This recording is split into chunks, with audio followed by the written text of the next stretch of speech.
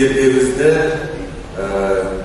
Белоруссия Республикасының Қырғыз Республикасында өтіп жатқаны абдан біздің экономистерден қуандырады, что культура является тем проявлением, тем фактором, который полагающий для укрепления дружбы между нашими народами.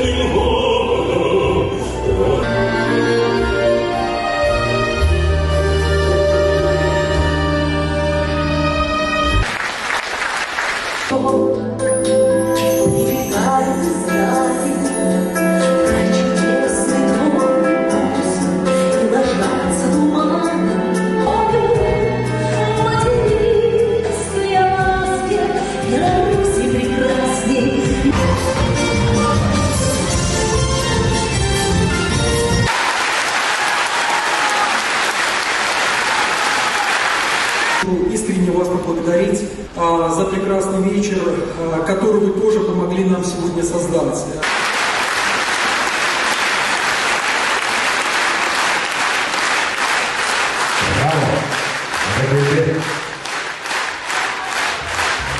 Знаменитая белорусская любовь.